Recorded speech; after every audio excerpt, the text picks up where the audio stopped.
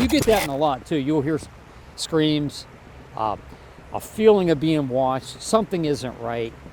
And a lot of these people that are down here all the time or live around here, it's not like it happens every time, so they know when something's different. Like one night, hey, I'm going out there and it's like, whoa, it's different, it feels different. I'm hearing something I never heard before, and I lived there all my life. That's what you'll get. But as far as like Columbiana County is what, the third or fourth highest, I think, in Ohio, Columbiana County. For reports. For reports, yeah.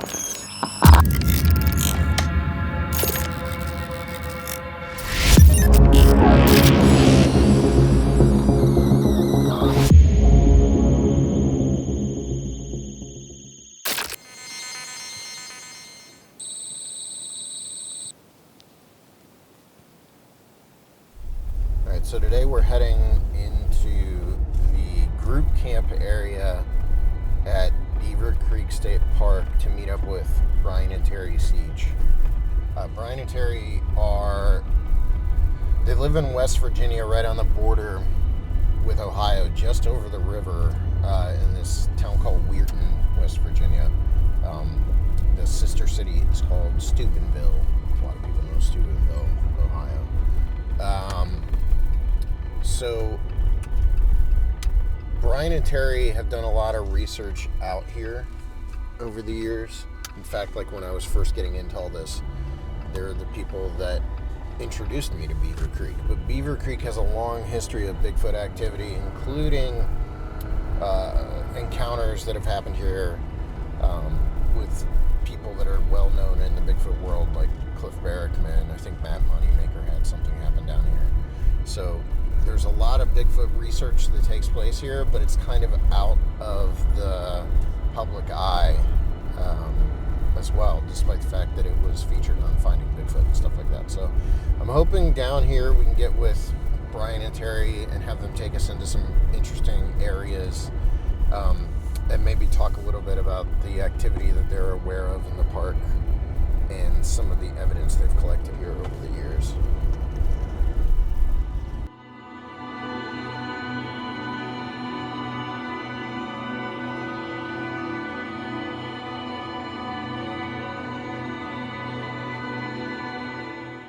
Beaver Creek State Park is situated in Columbiana County near the village of Lisbon and the town of East Liverpool, and the Little Beaver Creek cuts through the park's 2,022 acres. I've only been here a handful of times, but its rugged beauty reminds me of many of the state parks we have in Ohio. It looks a lot like Mohican or even parts of Hocking Hills. It's not as isolated as some of our state parks, and yet Bigfoot reports have circulated out of this area for decades. Just this past summer, a report by a local county fire investigator was posted on the BFRO website. The witness described a dark black creature in a cut cornfield. They estimated the shoulder width of the creature to be between 35 to 40 inches across. They also mentioned this wasn't their only encounter at or near the state park either, and went on to recount hearing wood knocks in Beaver Creek State Park itself. Sightings and odd encounters in the park date back to the 70s and include multiple encounters with a white Sasquatch said to roam the lands around and inside its boundaries. Columbiana County itself is one of the more active in the state, with frequent encounters occurring within its borders going back to the 1800s. In 1973, a man walking on Route 7 near East Liverpool recalled, "My friend and I were walking down some railroad tracks near the Ohio River. We were walking from East Liverpool to Wellsville, Ohio, just below Route 7. When we started out on our walk, the sun was just about ready to set. I would say it was about 7:30 or 8 o'clock in the evening. When we got about half a mile into it, we heard this noise. Sounded like some brush being stomped down on the side of the hill, and we looked up. There stood this enormous, hairy figure, looking down at us from about 25 yards away. He was leaning out from behind this tree, and his arm was wrapped around it. It was very tall, with big arms. I ran as fast as I could, as did my friend, back the other way.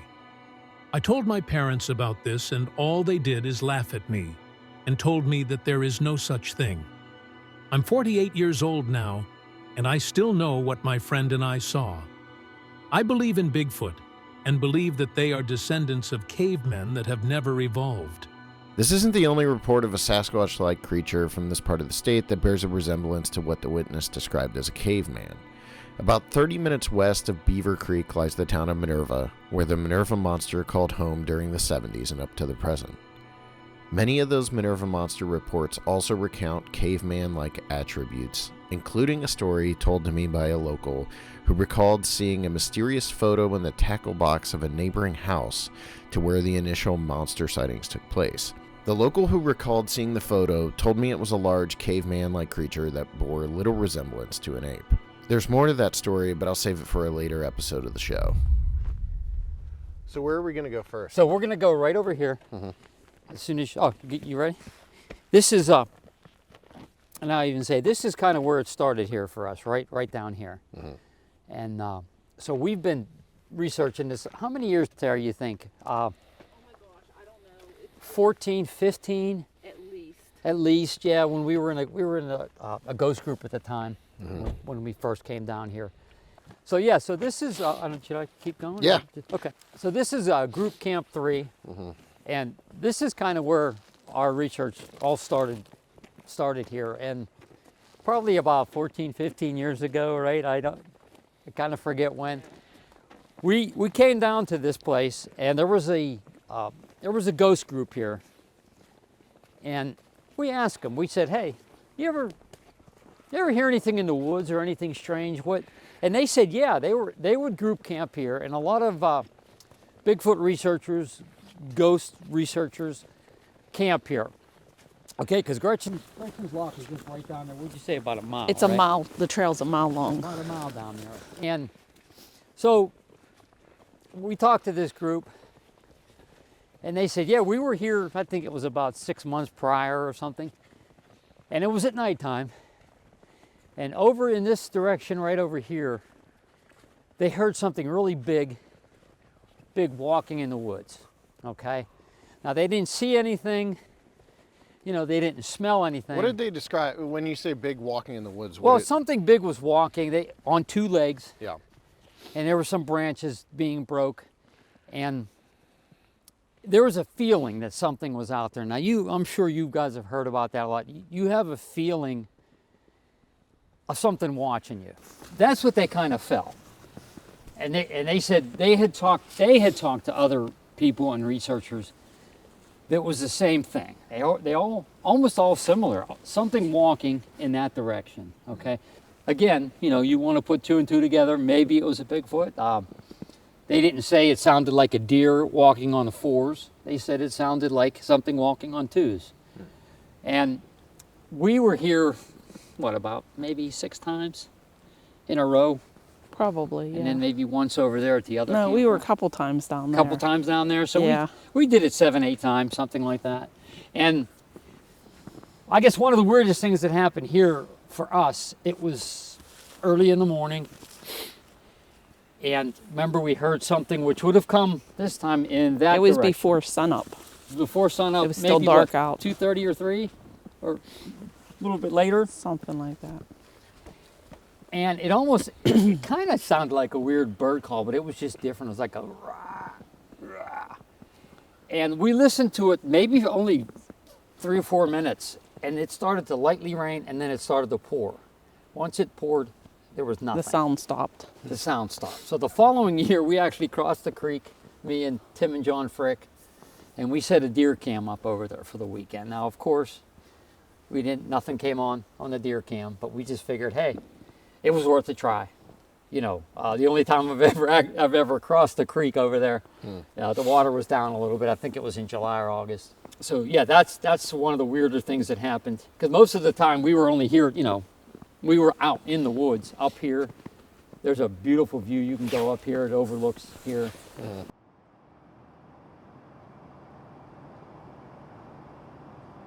Well, you said this is what started it all for you. So it's just that story from the group camp that kind of got you coming here? With down here. Yeah. We were already interested in Bigfoot and researching Bigfoot, but this is down what here. brought you When we in the started area. investigating Beaver Creek. Yeah, and then more people start saying, hey, there's been Bigfoot sightings. Then you look on the VFRO website and you see the some of the sightings from down here. There was just one not long ago, somewhere up. They didn't say exactly where, but close to here, on a cornfield. Somebody saw a creature in the cornfield. You can look that up on the BFRO website. But yeah, that's what started our research here. And then we started to stay here. We started to come down for night hikes. We did a night investigation, I believe it was last year, past the mill. So I am curious, there's so much activity here. Have there been tracks found or anything similar? Well, we actually found one. It was an imprint. Okay, there was an imprint, just one on the side of the hill over here. And Along the trail Along to the trail. And Gretchen's. I'll kind of remember maybe exactly where it was. Okay. We had a gentleman who actually, and we can go down there next because we'll go around. Okay. I'll show you the general vicinity that he casted one down by the creek. Okay. You said Okay, yeah, let's go down here. Yeah. So, like I said, it's about a mile walk. It's worth noting that the well-known Ohio Howl was recorded in Columbiana County, Ohio, near Wellsville. The recordings would have been within a 15-minute drive of Beaver Creek, or less than 12 miles away.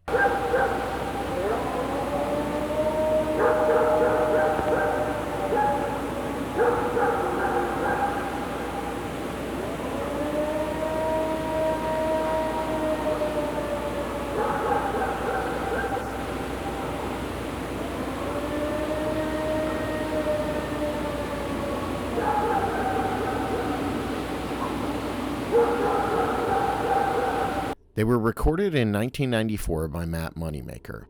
He believes the source of the howls to be an authentic Sasquatch.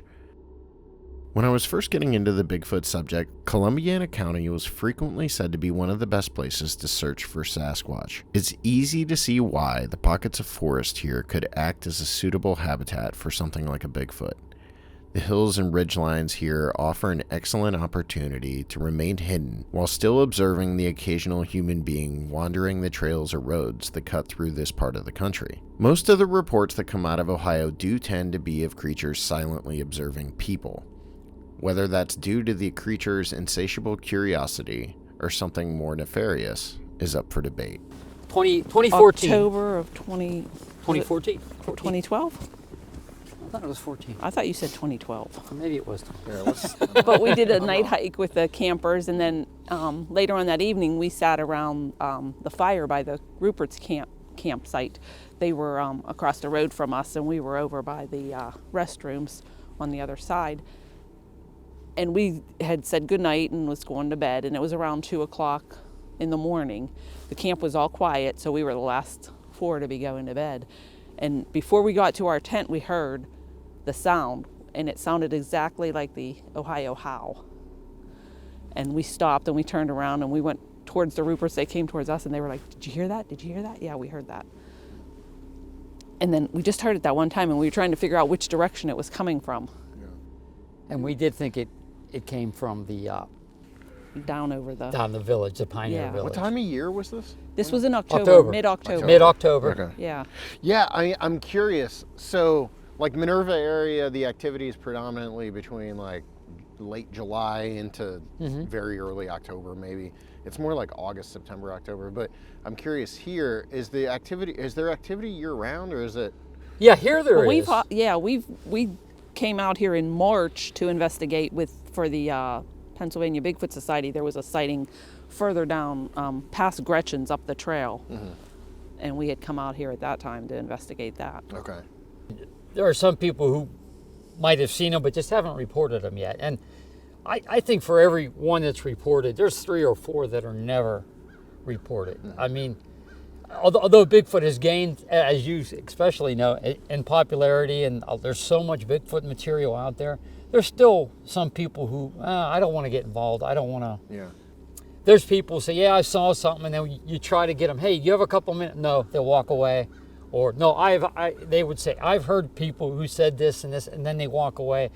A lot of them don't want to sit down and, we have a short form where we get their name and address and a short little thing what they saw. Questions on, just describe what you saw. And then we have that long reporting form, which was developed by Paul Johnson. And it's like 47, 48 questions. And we always try to, when we can, we try to get them to draw what they see. And that's very difficult.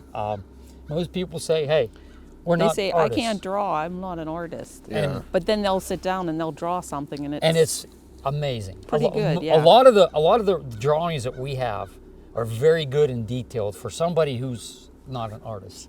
So we do encourage people, please draw what you saw, whether it's a dog man, whether it's a Bigfoot, a winged entity. Please draw it, because that's a window into your sighting, more than just writing down taking the it down. description.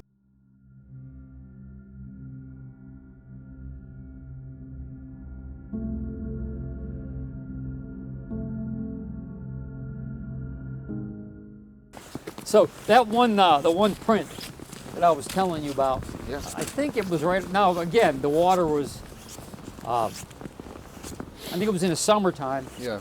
Yeah, sometimes it's And- not as wide as Yeah, this is now. wide. This is the widest we've seen it in a while, actually. But it was, I'm guessing, right around this general area is where he took a print of it. And, well, I think I have a picture of that print somewhere. I would have to look for it. But there was one here, and then this is the Gretchen's Lock Trail through here, and it's about a mile. So we can keep going if you guys want. Well, Gretchen's Lock, explain what that is. Well, the people that built Gretchen's Lock came over from like Scotland and Ireland, and this one gentleman that brought his family over, I think he was the head of the person that built the locks. His wife died on the journey over, and then he was left with his young daughter, Gretchen. And as they were building the locks, she became sick during the winter months, and she passed. So they put her body into the lock, buried her inside the lock because the ground was frozen. And then he was going to wait until springtime to bury her when the ground thawed, but decided to return home. And on the journey home, the ship was lost at sea, so his daughter and his wife were all lost at sea. And they say Gretchen haunts the lock, yeah. And I think it's August 13th is the date. Well, that's when they usually have Gretchen Fest also, yeah. I think that's the day. And there's Don't quote ghost me. hunters that come down here and they say that they've heard and seen things on that date. This area. It might have been around here.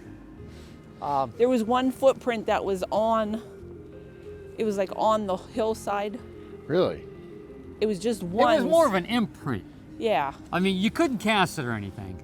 But again, a lot of people come down this And trail, it was like, right? why would there be one print right there? Well, like, unless they were going like this, trying to. but no, either it was, shoe or it was something, further so- up, Brian. Yeah, it might It have been. wasn't right there. Yeah. It was like further up. Here's the place that me, Dave, Rupert, and Roger hiked up to. Okay. Okay, and there's a just a little small cave opening, and this is kind of funny. So we go all the way up here, not exactly the easiest, right? Right. And then we find out when we go up there, there is a path from up top right down to there. Oh, really? Yeah, it's a small little Isn't path. that opening right there? Yeah, that's like a little opening up there. Okay. It doesn't go in that far. Okay. But the thing about here too, we've heard from a couple people that when they start getting from here down, some people get weird feelings, like almost like there's something up there watching them. Okay. Now Well, that happened the one time when we were walking down there. Leah was with us, and she said she felt like there's something up there watching she us. felt like there was a Native American following presence us. up there.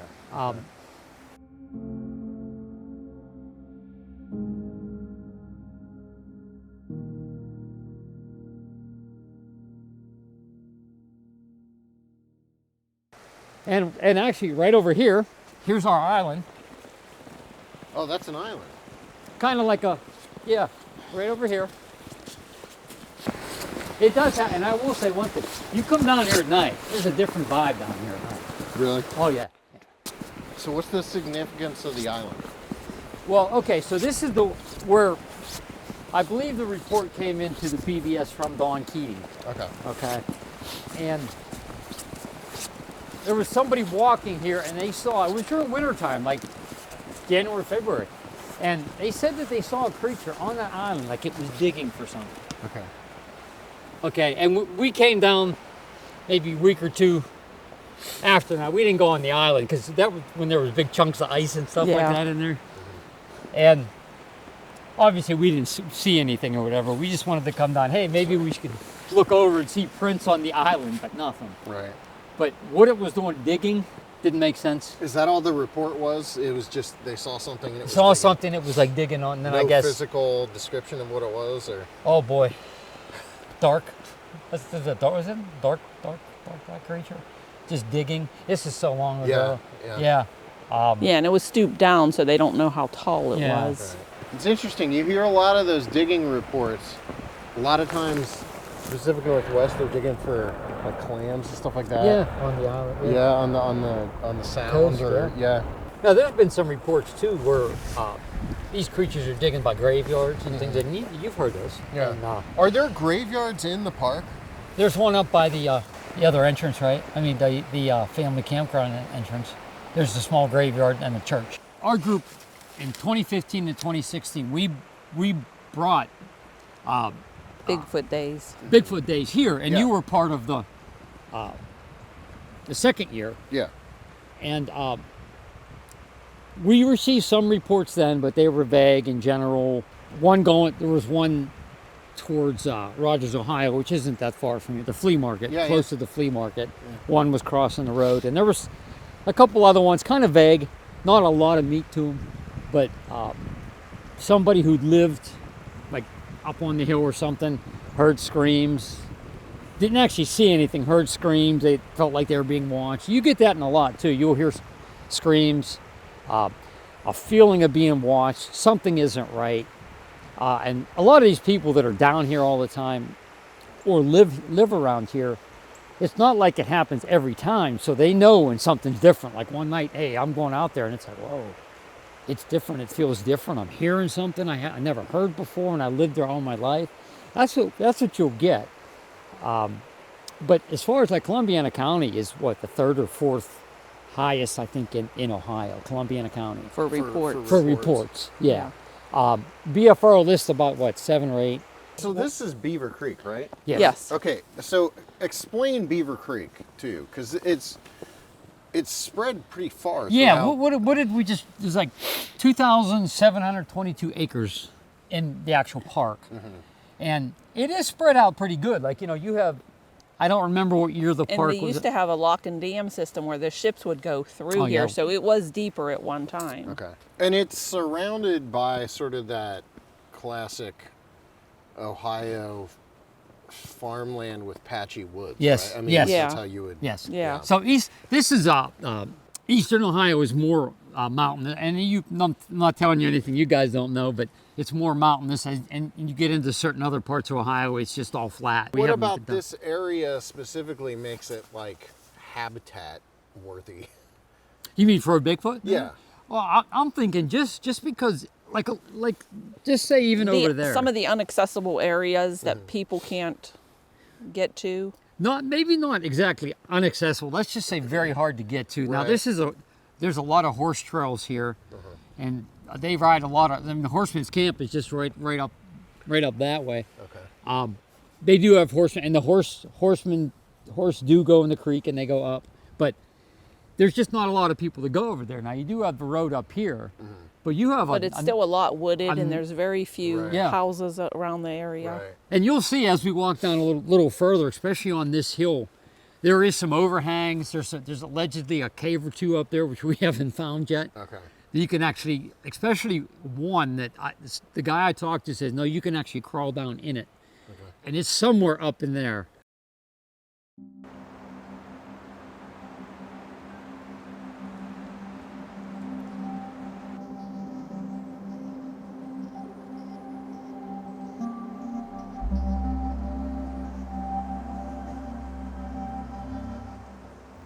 Stories of hidden caves and eerie feelings do some work to bolster Beaver Creek and Columbiana County's standing in the Sasquatch world. However, there isn't a lot of evidence that comes out of this area beyond the Ohio Howl and the odd track found by the few researchers who spend time investigating the area. I'm always drawn to the older reports, and there are some really compelling accounts found online. One from the early 80s stood out to me. This incident occurred in 1982 or 1983. I haven't told too many people due to the usual reactions one would expect.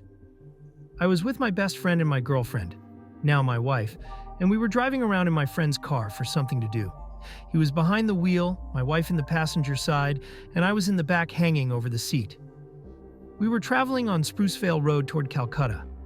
We were crossing the bridge at Gretchen's Lock, and as we started to make the bend after the bridge and climb the steep grade, the car's headlights swept into the wooded hillside along the road. About halfway up the hill in the woods, the lights showed what looked to me like a monkey type of animal crouched down on its haunches with its arms extended in front of itself and between its thighs.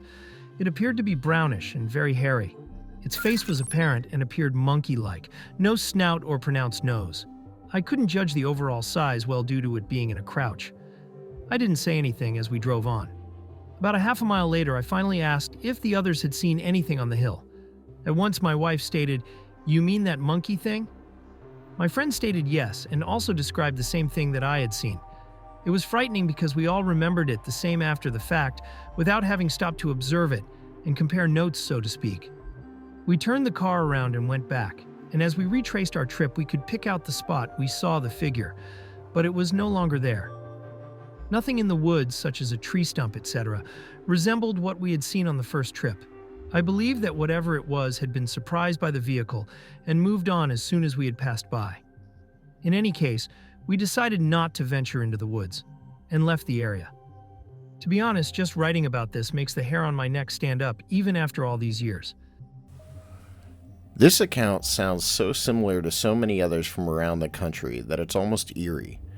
I continue to be confused about the presence of an unknown antisocial being like Sasquatch being present in Ohio, particularly this part of the state where nearby metropolitan areas seem to push back against the idea of a simple, elusive animal.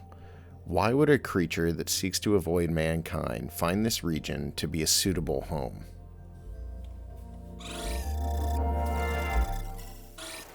I heard somebody say one time there was over 34 reports in Columbia. Yeah, what accounts for that? Like, why Columbia?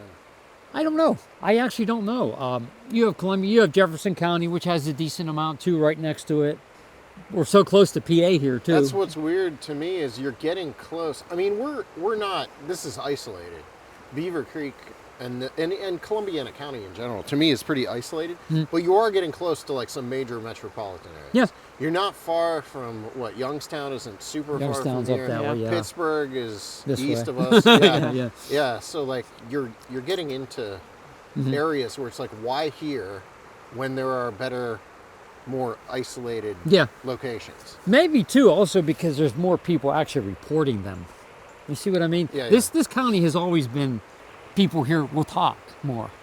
There's certain counties that people will talk, and other ones that won't. Yeah, I see what you mean too, because it's rural, but we aren't as rural as, say, like Wayne National Forest. Yes. Where there's so few people, you're not going to Yes. find witnesses. Yeah. Here you have enough people that it might be sort of a, it's kind of like the way I feel about Minerva area, which is that there's enough people, but not too many.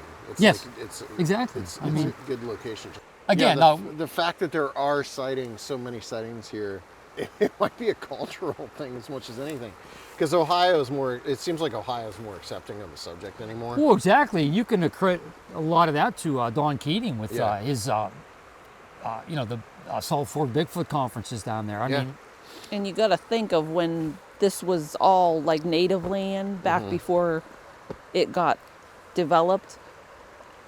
The Bigfoot may have been around here and things got built up around them and they just kind of, this is their home. Because you have these places where in the early days of the state, they were some of the most rugged and rural spots are now like some of the most populated. Like Akron, and Akron used to be like this gorgeous, almost like a jungle.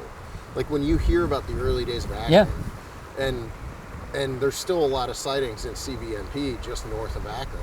Okay. In fact, that's like in Ohio, that's the park that has the most sighting reports is Cuyahoga Valley. And it might just be that they were stuck there, or it could be like this. There's a water source that moves through there that's like kind of a main one, so they might follow. Yeah, I mean, if these creatures are exactly, a physical animal, then they need food, water, and shelter. I mean, that's ABC, Yeah. There's a creek here. I mean, possible caves up here. Not a lot of people venture up in there, to be honest with Right. you. Most people stay on trails, and I think I've talked to you about that before. Yeah. They always say too, like Bigfoot watch the trails. They're not that far in there. They're peeking around and watch. I think a lot of them are, I don't want to say mundane, because you're driving down the road at night and this big giant ape-like creature runs across the road. I don't want to say that's mundane, but that most of the reports that we get. That's the big thing. Yeah, they're quick. Hey, I saw something really quick. We haven't really got many that the person That actually stand out. Yeah. sat there that they watched the mannerisms, watch what it did. And we don't get that. Okay. Other researchers might get like a really, really long, compelling story, but the majority of them are quick. I mean, so hey, I saw it for maybe 10, 15 seconds. Yeah.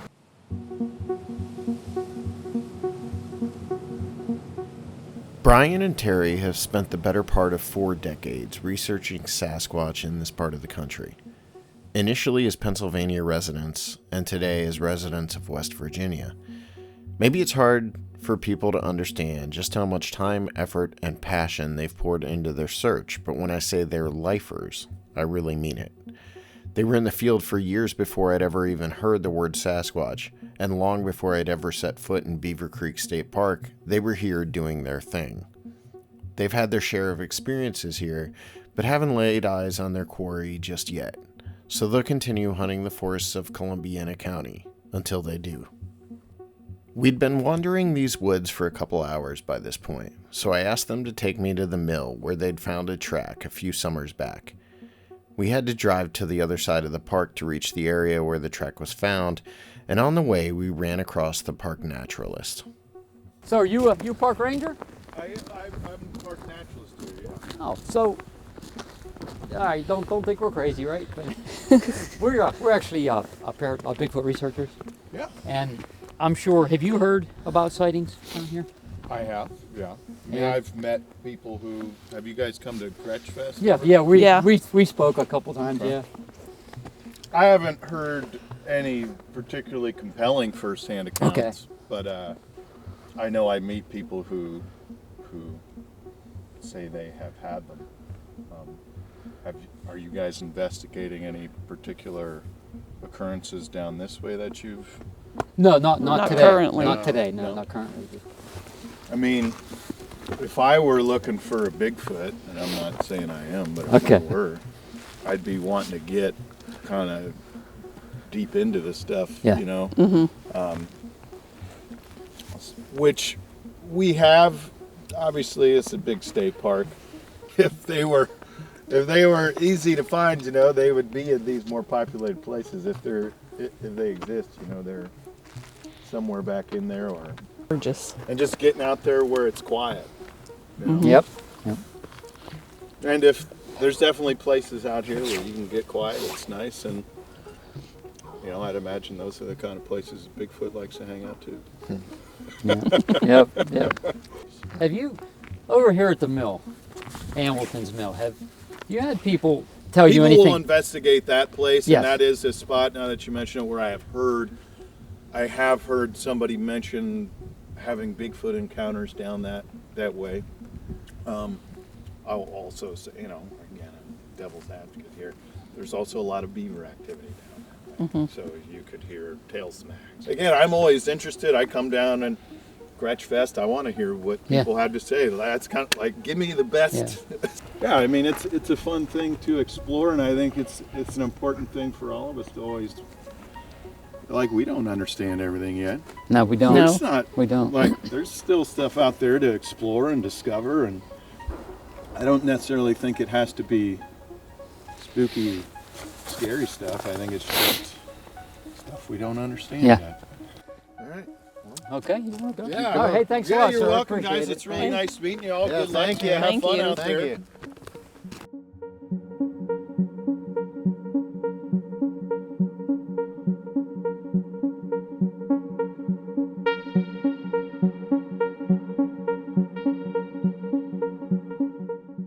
All right, so where are we? Okay, we're at the famous or infamous Hamilton's Mill. So this is the place, like the ghost hunters' prized place is this place here down here. One of the weirdest pictures I've ever seen, okay, was from a ghost group, and I believe it was, I don't remember if it was this side or that side. There was a face in one of the windows, like That was open. that was open, kind of like that one. Oh, yeah, yeah. I think it was on. I don't remember which side it was on, but there's a face there, and they showed me a picture, and it looks like if you watch the movie Saw, Jigsaw. Yeah. It looked like the character of Jigsaw, and it was the creepiest picture I've ever seen. I wish I could see these people again and see it again, but so this trail here, there's been activity here. We all get So shot. we've had several psychic friends down there too, and they get a horrible feeling and sensation here. At the mill. Our one friend claims that Well, she there had was visions of a murder here. two psychics. Yeah, the one had the vision of the male killing the female, and the other psychic had the vision of the female being murdered. Okay.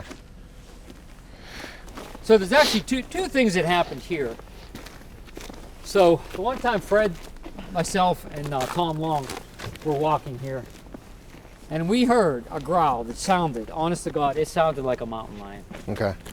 So we're me, Fred, and Tom were walking down here, and we heard it coming from about right somewhere over there. Okay, a deep, almost like a loud cat, almost like a mountain lion growling. Okay, and we just looked at each other, and it was like we wish we would have had the tape recorders running because Daytime? Huh? Daytime? Yeah, it was in daytime. It was Okay. probably maybe around 2 o'clock. All right. And I think it was in the summertime. But man, it was unnerving. I don't think it was a Bigfoot, but if it was a mountain lion, that's just as scary. You know, That's scarier. because we've talked to 2 people that have seen mountain lions outside of this park.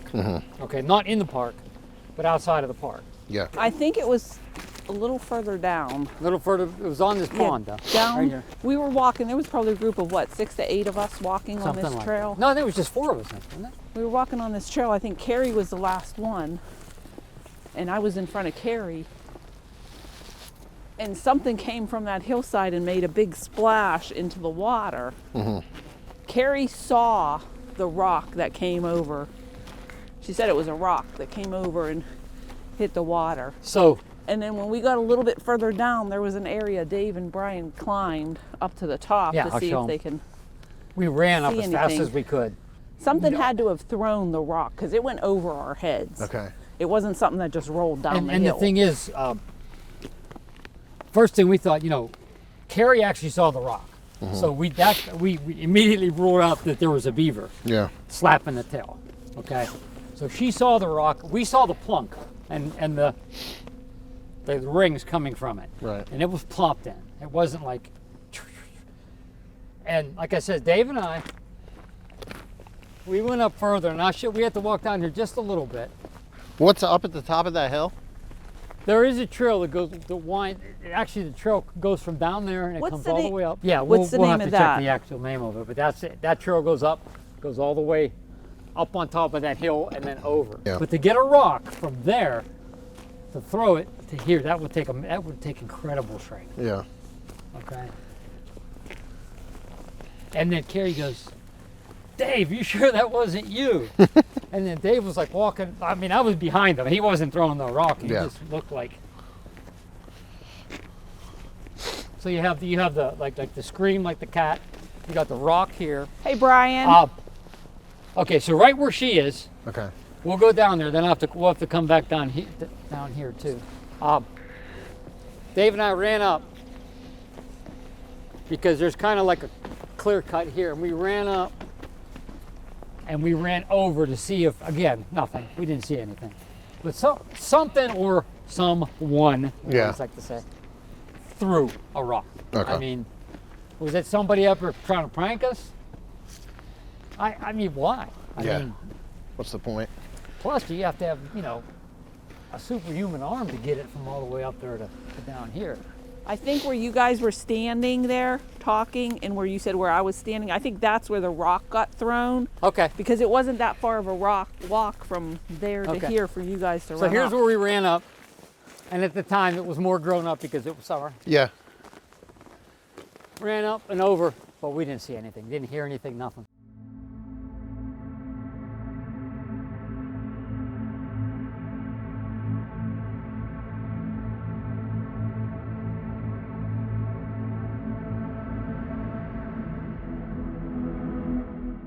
Yeah, other people have said when they're walking down here at night, or especially the down further, one fisherman said he heard some loud growls on that opposite hill, and another fisherman had told him that he feels very uncomfortable fishing down there at night. Okay. Okay. So this trail goes here, then it goes down, Goes close by the water. right along the creek. Okay. And right down there, these from two fishermen, they heard something on the opposite hill. Now you go down past here, and it goes in a little bit, and it's real rocky.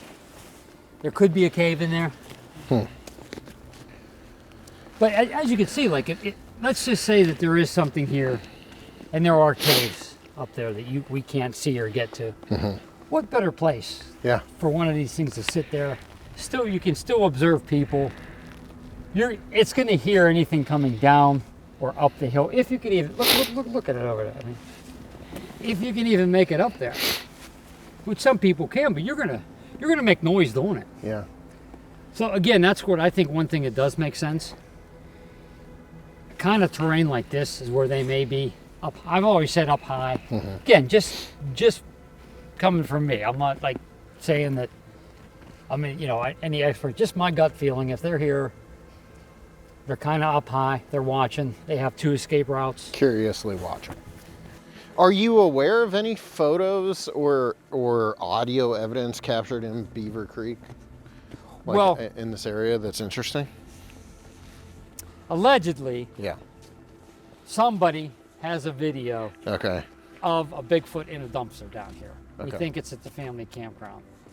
But one of those things where somebody had caught a Bigfoot on a camera digging in to a dumpster. Okay. Now, whether it was up at the family campground or down by the Pioneer Village is kind of fuzzy. How did you hear about it? Wow, that was so long ago. You know what? I forgot. I actually forget. Kind of a friend of a friend said something. Okay.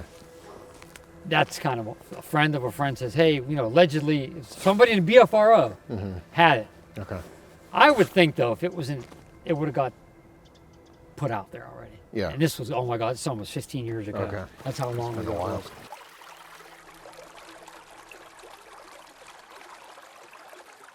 I think a lot of the Bigfoot stuff makes sense if you just break it down. If it is a real creature, it's probably going to do this smarter than maybe a regular animal. Well, it has to be smarter, I think, than a regular animal to stay away from us. How much time do you spend doing, like, theorizing what their behavior is like? We probably spend more time doing that than actual field work in the last 3 or 4 years since we moved down to West Virginia, and we've been hiking down there a lot. I'll do it a lot of times. I'm thinking, okay, you'll look at a map, okay, that maybe they're there. They're there. It would make sense. They're there. It's just, I think when you've been in it that long, everybody does that. Yeah. You have your own hypotheses, or okay, you know, if it is a big ape in the woods, you know, ape-like, what's it gonna do? It's just something about the ape, like the ape theory, that just kind of, I don't want to say it's unsettling. Some of it just doesn't make sense. Could they be more human-like? I would maybe go more human-like than ape-like. Although all intents and purposes, they look like apes, right? Yeah. Every drawing I've ever seen, they look like apes.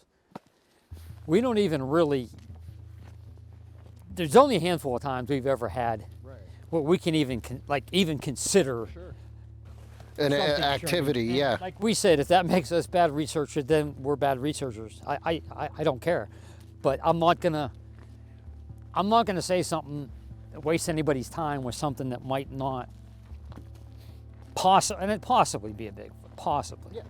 And we follow after what Paul Johnson taught us too, and he didn't put anything out there that he didn't think had some basis for merit of Bigfoot. So again, that's why you don't really see a lot of us on social media that much about talking about what we do. So right here is where it was, right? What? The prints, wasn't it? I'm pretty sure it was right here because this was muddy. You can, obviously with the snow you can't see. This is always muddy. And these are the prints that. This is also a horse trail. Horse There's a trail. lot of horses. A lot of horses go here. through And these are the prints that Meldrum thought was. So here's the whole story on that. So, and you can help me out because sometimes the memory gets fuzzy now at almost 60. So, so we were doing a group camp down there, and we were out. And this was early in the morning. Well, no, the night before we were out. Yeah, out but we there. came the next morning is when we found the print. Yeah, so we stayed out till maybe 12:30, 1 o'clock, and we came back down here. Mind you, no prints, just mud, okay? We come back out, I think it was early, I think it was about 7 o'clock, and we saw these prints, okay? So whatever made those prints had to make them between 12:30 and like 7 o'clock. And we're thinking, some people were thinking, well, it's a person on horseback, but why would they be riding horseback barefoot and get down on a trail that's rocky, roots, and mud? So what I tried to explain it away, and I said, okay, so it was muddy, so maybe a person is riding horseback with no shoes on, and it happens, okay? Maybe the horse kind of got stuck a little bit, he jumps off to help get the horse through. I mean, this is what you want to, okay, rationally, what could it be first? Yeah. So then we took 2 prints because there was three or four right in through here. I mean, maybe not the exact, but 3 or 4. So we casted them, and they look like human, longer toes. Now we think, okay, longer toes, if that Slid okay, in the mud. Maybe slide, okay? Slide in the mud. Okay, try to explain that away. So Meldrum was at, I think it was a Creature Weekend when he was there. And so I said, Jeff, we found these, and I explained the situation. Could these be possibly Bigfoot prints? And he said, well, first of all, these have an arch. Typically Sasquatch are flat. So we said, okay, but okay, that's the thing. So if we find something, we like to verify it. So we try to go to people, like Meldrum or whoever. And we did make him a cast of the 4-toed print from Allegheny County, which he was impressed. He said it was 4 toes, possibly could be a 5th, but we saw 4. This was taken on December 27th. It was a couple days after Christmas, 74. And we had the original cast that one of Paul Johnson's members gave to him and he gave to us. That's an original cast. And to me, there was a Bigfoot scene looking at a Christmas tree, okay? And they called Paul's group, which Paul wasn't quite in that group yet. I think he was 76. So a gentleman came out, and in the early morning hours, which would have been that probably following day 7, maybe 7, 8, whatever, he came and he casted them. Allegedly, I thought there was 2, but we only have 1. To us, that is the best evidence of a Bigfoot, because here somebody sees something, And they had the. and then they come They right out saw like the- within yeah. never hours. happened. Never hardly happens. So when we display, we say, okay, if we believe this is the best piece of evidence that we have, even though we had nothing to do with this, okay, and we show it, and we show it to people. That's why we like to put it out there. So we've been doing it, and even before in the When 70s. did you start doing it, both of you? Did you start doing it together? Well, a year after we were married. We were married in 85. We started in 86. Yeah. What happened to you? Like, What happened to me? What happened to you? I hit my head a lot when I was a kid. Oh, you were there. You saw. You tell him, and then I'll tell Well, you. the kids in the neighborhood and my dad, we were all out on the street playing kickball or whatever. And then there was this object up in the sky going from the left to right towards, like going towards Pittsburgh area. And it was this long cylindrical thing going real slow. And my dad said that wasn't a plane, and we were trying to figure out what it was. Well, my friend Carla, who was his age, was in his class. She ran home to call him to tell him about it because she knew he was interested in stuff. That was before we met. And then she called, hey, we saw this thing. She was like real animated, like, oh, blah, blah, blah, blah. I'm like, wow, calm down. I'm like, it was towards later in the evening. I said, I couldn't, I was younger, so I couldn't go running over there. So me and my friend Kent went down the woods, down by the playground. We were looking for something. Didn't find anything. So technically that was my first UFO investigation, but it was pretty cool. So later on, how old I was in junior high, so you might have been in junior high. Well, I would have been a year ahead of you. Or, I don't know. I was probably 7th or 8th grade, so you were either junior high or first year. Yeah, so that would have been what, 80s? 80, 81? 80s, Yeah. yeah. Because me and my friend Kent, we were into it then, like watching everything. And And then when we were dating, he was telling me about the story, and I said, hey, that's what we saw. isn't that cool? Yeah, Kind it of a is. cool backstory. But like me growing up, I was a sci-fi and a monster geek, which I still am. I mean, big time Godzilla, and people know me. Here it goes, Godzilla again. Yeah. And especially too, like UFOs and aliens. I was a big. So I watched this one documentary, Mysterious Monsters. That's one of my favorites. That's what started. I'm like, I was hooked. I'm like, this could be a real monster. Yeah, at the time, I don't think it's a monster now, but I'm like, this could be a real monster. I remember it was 1980 that I saw, I think it was a National Enquirer, somebody had found a Bigfoot print in Johnstown. And there was a picture of the print. And I'm like, did he say PA? And I'm looking and I'm like, shit, this is Pennsylvania. They could be here.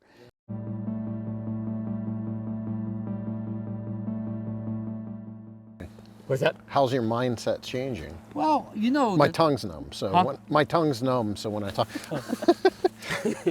well, As you get older, you're like us. So we've been in it. thinking you don't have that much time ahead of you, so what's going We have more time behind us than ahead of us in everything, not just bigfooting and in life? in life. And I hope this isn't like a memoriam and I die before this gets put on. But it's cool though that we're maybe one of the oldest husband-wife paranormal teams since '86. We've been doing it. Yeah. Your mindset does change. It's like, I go out now more. We go out now more for the experience, the hiking, the health benefit. What's that? romantic time. Yeah. Romantic time. She's saying, don't do this, you asshole. Someone's got to do it.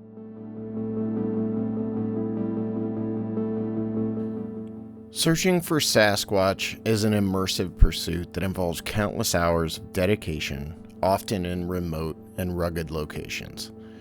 Enthusiasts, researchers, and amateur hunters dedicate hours that can stretch for days or weeks, hoping for a glimpse of the elusive creature or investigating sighting reports. Their tools range from high-tech equipment like night vision cameras and motion sensors to simple methods like tracking footprints and analyzing sounds in the wilderness. The terrain they explore is often unforgiving, requiring not just physical stamina, but also mental endurance. Despite all this, even in places like Beaver Creek State Park where sightings are in abundance, the evidence for Sasquatch's existence remains scant. The emotional and physical toll on people like Brian and Terrie who dedicate themselves to the search can be substantial. Many face skepticism from the wider public and the scientific community, yet they persist in the hope of discovering something transformative. The process is marked by long stretches of fruitless effort with very few tangible rewards to show for it. While some researchers may report strange sounds or sightings, they are rarely convincing enough to change mainstream understanding or provide concrete proof.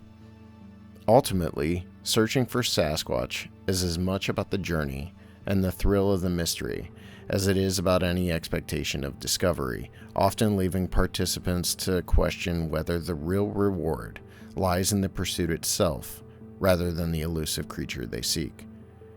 For the Seaches, I believe the reward is simply in the time they spend together. Whether it's here or in their own backyard, there's not much of a doubt that they get more out of simple conversation and spending time amongst the trees than they do frantically chasing a creature who doesn't want us to know it exists to begin with.